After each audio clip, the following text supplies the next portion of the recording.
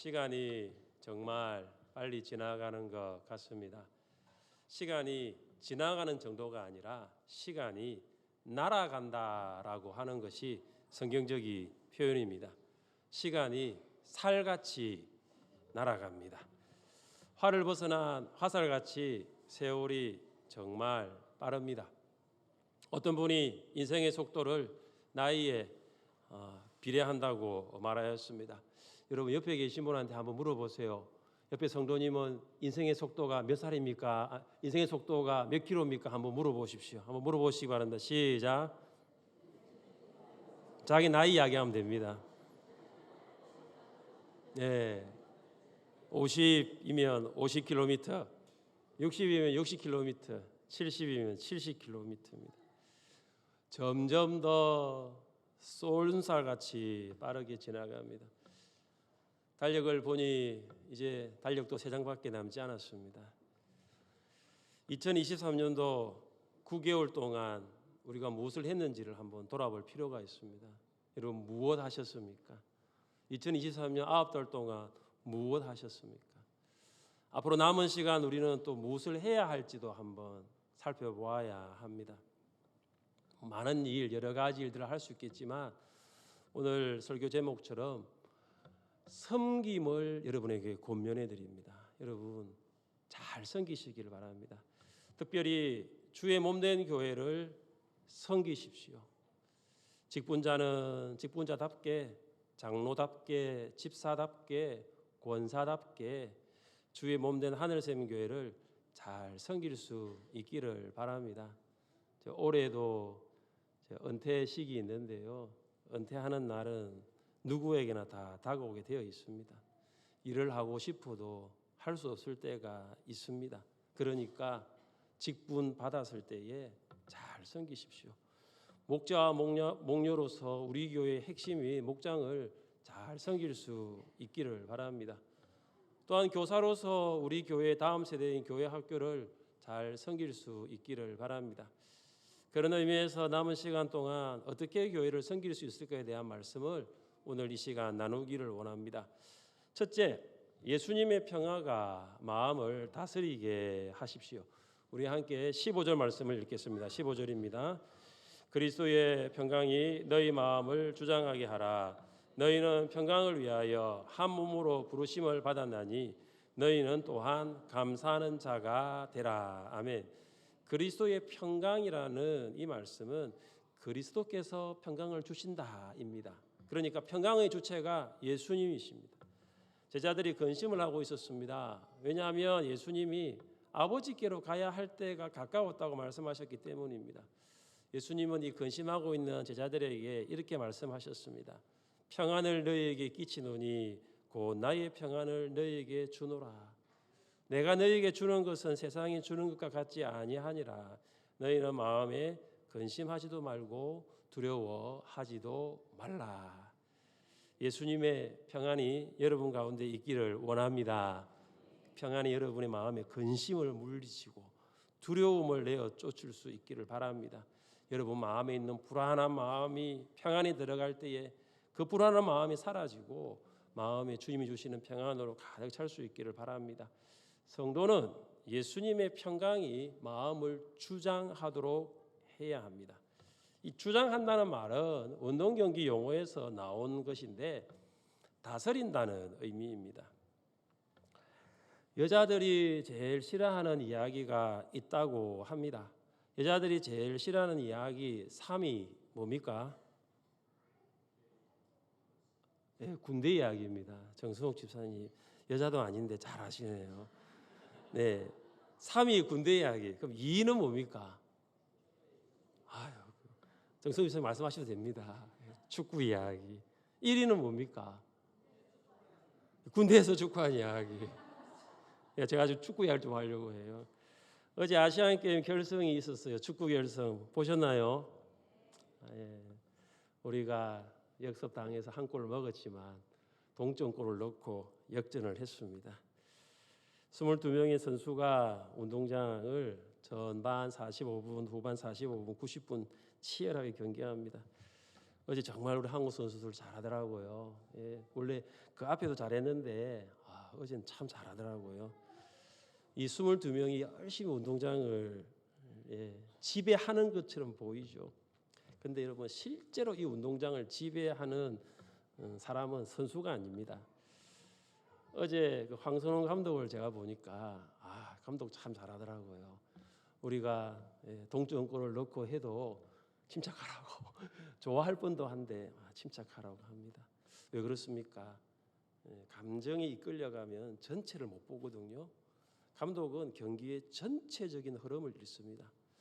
선수 한 명 한 명의 플레이, 컨디션을 다 파악을 합니다. 그래서 어제 한 골 먼저 먹었을 때는 운동장 가까이로 나오더라고. 그러면서 작전을 지시를 하는 거예요.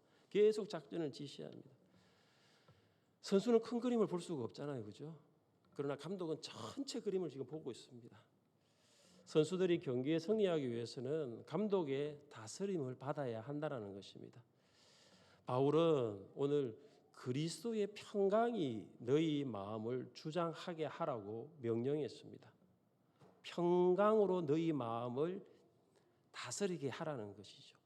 이 골로새 교회 성도들 안에는 마찰과 다툼이 있었습니다. 마찰과 다툼은 성도들을 하나 되게 하지 못했습니다. 성도들을 중재하고 하나 되게 하기 위해서는 반드시 필요한 것이 있는데 그것이 예수님의 평강이에요. 예수님의 평강은 마음의 상처로 갈래갈래 찢겨진 성도들의 마음을 하나로 모읍니다. 예수님의 평강은 마찰과 다툼으로 이렇게 상처를 받은 성도들의 마음을 하나로 다스리게 합니다. 당회나 오늘 재직회를 하는데 재직회나 또 교사회나 초논례를 할 때 성도들 간의 의견의 차이가 있을 수 있죠. 한쪽에서는 회원들의 영성을 위해서 우리 기도해야 하자라고 하는데 다른 한쪽에서는 우리 회원들의 교제를 위해서 야유회를 가자고 합니다. 어느 쪽이 맞습니까? 기도를 해야 됩니까? 야유회를 해야 됩니까? 뭘 해야 됩니까? 둘 다 하면 되죠. 둘 다 하면 되죠. 둘 다 맞습니다. 기도회도 중요하고 야유회도 가야 됩니다. 그러나 한쪽이 다른 한쪽의 의견을 무시하지 않고 협력하기 위해서는 이 양쪽에 뭐가 필요하냐 하면 예수님의 평강이 필요합니다. 예수님의 평강은 성도들이 협력하도록 합니다. 예수님의 평강은 어떤 논쟁을 중재하고 해결하도록 합니다. 평강은 사람의 마음에 있는 자기가 높아지려고 하고 인정받으려고 하는 이 본선적인 욕망을 제거합니다. 예수님의 평강이 여러분의 마음을 다스릴 수 있기를 원합니다. CCC 총재였던 빌 브라이트는 미국 대통령 조찬 기도에 참석했다가 자기의 절친한 대학교 친구인 해군 장관을 26년 만에 만나게 되었습니다. 너무 반가웠어요. 그런데 그 친구의 가정이 참 어려워 보였습니다. 해군 장관이라는 사회적인 지위도 있고 여러 가지 좋은 조건을 갖추었는데도 그 친구가 불안해 보였어요. 알고 보니까 그 가정의 막내 아들이 아프다가 죽었습니다. 빌 브라이트가 친구에게 예수 그리스도를 전하고 그를 위해 기도한 후에 헤어졌습니다. 얼마 후에 그 친구를 다시 만나게 되었습니다. 그런데 이 해군 장관의 이 딸이 암에 걸렸다는 소식을 듣게 되었습니다. 그래서 빌 브라이트이 얼마나 슬프냐 위로했더니 오히려 친구가 이런 말을 했다고 합니다. 아닐세 내가 내 딸을 생각할 때는 심히 슬프고 또 상상할 수 없을 정도로 비통하지만 이 어려운 때에 하나님께서 놀랍도록 이해할 수 없는 평안을 내게 주셨다네. 여러분 어떻습니까? 두 자녀를 보낸 아버지라면 어머니라면 어떻게 하시겠습니까? 이 사람의 말로 위로가 되지 않습니다. 마음이 무너져 내려 무엇을 할지 아무것도 알 수가 없습니다. 아무것도 보이지 않습니다. 그러나 그 순간 필요한 것이 있습니다. 그것이 바로 예수님의 평강입니다. 사람의 말이 아닙니다. 그리스도의 평강, 예수님의 평강이 우리의 마음을 다스리게 하는 것이죠. 주께서 심지가 견고한 자를 평강하도록 지키시리니 이는 그가 주를 신뢰함이니이다. 할렐루야. 제가 성도들에서 기도할 때마다 이걸 기도하죠. 성도들의 가정에 평안을 주옵소서. 성도들의 손으로 하는 일터 위에 평안을 주옵소서. 혹여나 어려움을 당한다 하더라도 그 어려움 가운데서 실족하지 않도록 도와주옵소서. 왜냐? 가정이 평안할 때, 정말로 일터가 평안할 때 교회를 섬길 수 있기 때문입니다. 예수님의 평강이 여러분의 마음을 다스리게 하십시오. 둘째, 어떻게 섬길 수 있습니까? 말씀이 풍성하게 거하게 하십시오. 우리 16절 말씀을 함께 읽겠습니다. 16절입니다. 그리스도의 말씀이 너희 속에 풍성히 거하여 시와 찬송과 신령한 노래를 부르며 감사하는 마음으로 하나님을 찬양하고. 여기 보시면 그리스도의 말씀이 풍성히 거한다. 사실 이게 풍성히 거한다는 것이 다가오지가 않아요. 그런데 이걸 이렇게 표현하면 좀 다가오실 수 있을 것 같아요. 말씀이 마음속에 넓게 자리 잡도록 하는 것. 좀 다가옵니까? 마음이 여러분이 있다고 하시면 말씀이 여러분 그 마음을 완전 다 자리 잡는 거예요. 말씀이 마음 한구석에 있는 것이 아니고 말씀이 여러분 마음 넓게 자리를 잡는 거예요. 말씀이 마음에 넓게 자리를 잡으면 우리의 사고와 삶을 제어할 수가 있어요. 이게 말씀의 영향력이거든요. 사도 바울은 그의 영적인 아들 디모데에게 이렇게 편지했습니다. 모든 성경은 하나님의 감동으로 된 것으로 교훈과 책망과 바르게 함과 의로 교육하기에 유익하니. 여러분 이 디모데후서 3장 16절을 보시면 성경에 네 가지 기능이 있죠. 뭡니까? 네 가지 기능. 교훈, 책망, 바르게 함, 의로 교육하는 거죠. 이 네 가지의 말씀의 기능이 여러분의 마음을 어떻게 넓게 자리 잡도록 하는 거예요. 넓게 자리 잡도록 하는 거예요. 교훈은 성가학에 대한 기준이죠. 책망은 죄에 대해 지적하는 말씀입니다. 바르게 함은 회개하게 하시는 성령의 역사죠. 의로 교육하는 것은 진리를 따라 행하도록 이끄시는 가르침입니다. 다윗이 죄를 지었어요. 우리아의 아내 바세바를 간음했습니다. 그때 하나님께서 나단 선지자를 보내서 다윗을 이렇게 회복시키세요. 자, 다윗을 회복시키시는데 이 말씀의 네 가지 기능이 다윗을 어떻게 회복시켰는지 한번 연결해 보겠습니다. 양과 소를 많이 가진 부자가 가난한 사람이 딸처럼 키우고 있는 암양 새끼를 빼앗아 자기에게 온 손님을 위해 잡은 것은 선한 행동이 아니었습니다. 그래서 다윗이 우리아의 아내 바세바를 간음한 것 또한 하나님 보시기에 결코 선하지 않았습니다. 그래서 나단 선지자가 다윗을 이렇게 책망하죠. 당신이 그 사람이라. 당신이 부잣집 그 사람과 똑같다라고 말하죠. 자, 여기서 보시면 무엇을 알 수 있냐면은 다윗이 한 행동이 결코 선하지가 않다. 그죠? 교훈. 그리고 다윗이 한 행동은 죄다라고 말하는 책망이 여기에 있습니다. 다윗은 선지자로부터 자신이 범한 죄를 지적받은 후에 그가 어떻게 했습니까? 그가 세 번째 무슨 말이냐 하면은 바르게 하는 거죠. 이제 회개를 하게 됩니다. 자, 교훈과 책망을 받고 그것이 끝난 것이 아니라 다윗이 회개합니다. 다윗의 기도죠. 같이 한번 읽어보겠습니다. 하나님이여 주의 인자를 따라 내게 은혜를 베푸시며 나의 죄악을 맑게 씻으시며 나의 죄를 깨끗이 제하소서. 물은 나는 내 죄가를 아오니 내 죄가 항상 내 앞에 있나이다. 아멘. 다윗은 눈물로 침상을 띄울 정도로 간곡하게 회개했습니다. 세 번째까지 간 거예요. 교훈했죠. 교훈. 이건 악한 일입니다. 받아들였어요. 그리고 그것에 대해서 당신 그 사람이다라 했을 때 부인하지 않았고 그것에 대해서 또 받아들였어요. 그리고 회개했습니다. 그리고 회개했어요. 다윗은 이후에 진리로 따라 살아가는 의로 교육하는 모습이 그의 삶에 나타납니다. 무슨 말입니까? 하나님 말씀이 다윗의 마음을 넓게 자리 잡은 거예요. 그냥 한 구석, 그냥 한 부분이 아니라 다윗의 마음 속에 넓게 자리 잡고 있었던 거죠. 저도 다윗과 같이 여러분의 마음이 그 구석에만 말씀이 있는 것이 아니라 마음 넓게 하나님의 말씀이 자리 잡을 수 있기를 원합니다. 사랑하는 성도 여러분, 말씀의 영향력이라고 제가 말씀드렸죠. 말씀이 삶 가운데 넓게 자리를 차지하게 되면 성도의 삶에 있어서 두 가지가 다릅니다. 첫 번째는 뭐냐면 16절 하반절입니다. 모든 지혜로 피차 가르치며 권면하고 시와 찬송과 신령한 노래를 부르며 감사하는 마음으로 하나님을 찬양하고, 여기에 보시면 성도는 어떻게 하냐면은 서로를 가르치고 권면합니다. 말씀으로 서로를 가르치고 권면하는 성도는 말씀의 영향력을 받는 사람이에요.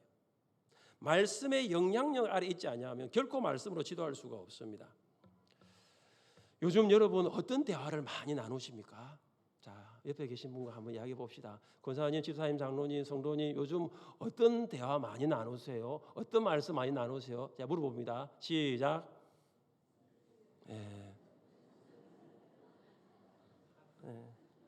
뭘 말씀을 합니까? 사람들 만나면 뭘 말씀을 많이 합니까? 그게 지금 여러분 마음에 있는 거예요. 그게 지금 여러분 마음에 있는 거예요. 여러분 내면에 있는 것이 입을 통해서 나오잖아요, 그죠? 내 안에는 없는데 내가 말로 나온다. 그런 있을 수가 없는 거예요. 내면의 말씀으로 충만한 성도가 입을 열 때 말씀이 나오는 거예요. 그 말씀으로 다른 사람을 권면할 수 있습니다. 말씀의 영향력 아래에 있는 성도는 하나님을 찬양합니다. 오늘 이 16절 하반절 말씀 보실까? 시, 찬송, 신령한 노래가 나옵니다. 시는 구약 성경의 시편을 말합니다. 찬송은 예수님의 이름을 높이 찬양하는 것을 말합니다. 신령한 노래는 성령 안에서 저절로 이렇게 흘러나오는 노래입니다. 시와 찬송과 신령한 노래를 부르는 성도는 감사하는 마음으로 하나님을 찬양합니다. 여러분 여기 보시면 찬양과 함께 나오는 단어가 감사예요. 여기 감사는 은혜와 같습니다. 그래서 감사함으로 이 말은 그 은혜 안에서로 번역할 수 있습니다. 무슨 말입니까? 말씀의 영향력 아래에 있는 성도는 하나님께서 베푸신 은혜에 대하여 반응하는데 그것이 뭐냐? 감사라는 거예요. 말씀 속에서 은혜를 알고 은혜를 알면 하나님을 찬양합니다. 은혜를 받은 성도는 하나님께 감사 찬송을 올려드리는 거죠. 그러니까 말씀이 없으면 은혜가 없어요. 은혜가 없으면 찬양도 없습니다. 말씀의 다스림을 받을 때에 은혜를 알게 되고 은혜를 알게 될 때에 하나님을 찬양하게 되는 것입니다. 셋째, 예수님의 이름으로 모든 일을 해야 모든 일을 하십시오. 우리 함께 17절 말씀을 함께 읽겠습니다. 17절입니다. 또 무엇을 하든지 말에나 일에나 다 주 예수의 이름으로 하고 그를 힘입어 하나님 아버지께 감사하라. 여기 보시면 무엇을 하든지 주 예수님의 이름으로 한다는 이 말씀이 무엇입니까? 삶의 모든 영역에서 예수님이 주님이심을 인정하고 그리고 예수님의 뜻대로 살아가는 것입니다. 모든 영역에서 예수님의 주님이심을 인정하십시오. 우리 여기 직장인들이 참 많으시잖아요, 그죠? 직장에서 일할 때 직장의 주인은 예수님이심을 인정하는 것이 바로 모든 일을 주님의 이름으로 하는 거예요. 무슨 일을 하든지. 교회에서도 마찬가지입니다. 교회에서도 주의 일을 우리가 하잖아요, 그죠? 교회에서도 예수님을 주인으로 인정하고 예수님의 뜻에 따라 섬기는 것이죠. 일상의 모든 활동 가운데 예수님께만 오직 영광과 존귀를 올려드리십시오. 그런즉 너희가 먹든지 마시든지 무엇을 하든지 다 하나님의 영광을 위하여 하라. 이것이 우리가 섬기는 방법이죠. 무엇을 하든지 주 예수님의 이름으로 한다는 것은 예수님의 권위를 가지고 행하는 것입니다. 이름으로 해서 이름 온 권위를 말합니다. 대사는 국가를 대표해서 외국에 파견되는 외교 사절입니다. 특별히 특명 정권 대사는 외교 사절단 중에서 제일 높은 계급이고 각국의 대통령과 총리 등 정상들을 외교 업무 목적으로 만납니다. 그러니까 대통령의 이름으로 어떻게 사람들을 만나는 것이 바로 대사의 일이죠. 그리스도인, 우리는 그리스도를 대표하는 하나님 나라의 대사입니다. 그래서 여러분 어디를 가든지 무슨 말을 하든지 예수님의 권위를 가지고 하시기를 바랍니다. 하나님께서 여러분을 그리스도인으로 불러주셨습니다. 하나님께서 여러분에게 그리스도인으로 살아갈 수 있도록 능력 주셨음을 믿으시기를 바랍니다. 우리가 힘들고 어려울 때 사람마다 부르고 싶은 이름이 있습니다. 여러분 힘들 때 어떤 이름 부릅니까? 누구 이름 불러요? 어머니의 이름을 부르는 분이 있습니까? 어떤 사람은 친구의 이름을 부르기도 합니다. 어떤 사람은 애인의 이름을 부르기도 합니다. 이 군대에서 이 유교 훈련을 받을 때요, 지상 공수 교육을 받을 때였습니다. 사람이 가장 공포를 느끼는 높이가 11m입니다. 11m에다 그 막타워 올라가서 이제 뛰어내려야 되는데요. 그때 유격대 조교가 이렇게 말합니다. 두렵습니까? 두렵지 않습니다. 애인이 있습니까? 네, 애인이 있습니다. 그러면 애인의 이름을 부릅니다. 이은석. 그리고 뛰어내립니다. 근데 애인이 있습니까? 네, 애인 없습니다. 뭐 했습니까? 그러면 어머니의 이름 불러주십시오. 어머니 이름을 부르고 또 뛰어내립니다. 예. 뭐 이은석을 불러도 힘듭니다. 그 11m 뛰어내리는 거 힘들고요. 어머니 이름 불러도 힘듭니다. 여러분 웃으시는데 이거 진짜 이거 장난 아니었습니다. 우리 유교 받으신 분들이 막 타고 이거 장난 아니었습니다. 힘드니까 잠시라도 그 이름 부를 때 잠시라도 좀 잊어버릴 수 있잖아요. 우리가 인생의 한계를 경험할 때 정말 불러야 할 이름이 있습니다. 우리가 정말 불러야 할 이름이 있습니다. 환난 날에 여호와께서 내게 응답하시고 야곱의 하나님의 이름이 너를 높이 드시며 성소에서 너를 도와주시고 시온에서 너를 붙드시며. 이 시편 20편 이 배경이 뭐냐 하면 다윗이 전쟁터 나가기 전입니다. 여러분 전쟁은 환난의 때죠. 고난의 때고 시련의 때입니다. 그때 이스라엘 백성들이 하나님의 이름을 부릅니다. 하나님의 이름을 부를 때 하나님께서 다윗 왕을 높여주시고 다윗 왕을 도와주시고 다윗 왕을 붙드시는 거예요. 그들은 하나님이라고 말하지 않고 하나님의 이름이라고 말합니다. 하나님의 이름에는 하나님의 구원이 있고 행동이 있고 능력이 있습니다. 하나님의 이름에는 하나님의 함께하심이 있습니다. 유다 왕 아사가 구스 사람들과 전쟁할 때 일이었습니다. 구스 사람 세라가 이 아사를 치기 위해서 군사 100만 명과 병거 300대를 거느리고 유다를 쳐들어왔습니다. 구스의 세라가 이끄는 군사가 100만이죠. 이 구스를 이겨 싸워야 하는 이 아사의 마음, 이 왕 아사의 마음이 어땠을까요? 여러분 역대하 14장 11절을 읽어보시면 아사가 이렇게 기도합니다. 여호와여 힘이 강한 자와 약한 자 사이에 주밖에 도와줄 이가 없사오니 우리 하나님 여호와여 우리를 도우소서. 우리가 주를 의지하오며 주의 이름을 의탁하옵고 이 많은 무리를 치러 왔나이다. 아사가 불렀던 이름이 있습니다. 하나님의 이름이었어요. 하나님의 이름을 불렀습니다. 아사가 하나님의 이름을 불렀을 때 어떤 일이 일어났습니까? 하나님께서 아사를 대신하여 싸우셨어요. 하나님께서 유다와 그 세라의 전쟁 가운데 임재하셔서 아사에게 구원과 승리를 주셨습니다. 사랑하는 성도 여러분, 하나님의 이름을 부르십시오. 하나님의 이름을 부를 때 하나님께서 여러분과 함께 하십니다. 하나님의 이름을 부를 때 하나님께서 여러분을 대신하여 싸우십니다. 하나님의 이름을 부를 때 하나님이 여러분을 높이 드시며 도와주시고 붙들어 주십니다. 올 한 해도 얼마 남지 않았습니다. 9개월 동안 교회를 섬긴다고 참 많은 수고를 하셨습니다. 앞으로 남은 시간 동안 더 충성스럽고 더 신실하게 섬겨 주실 수 있기를 바랍니다. 예수님의 평강이 마음을 다스리게 하여서 하나님의 말씀이 여러분 마음에 풍성히 가하여 예수님의 이름으로 모든 일을 감당할 수 있기를 주님의 이름으로 축복합니다. 함께 이 시간 기도하겠습니다. 각자가 섬기고 있는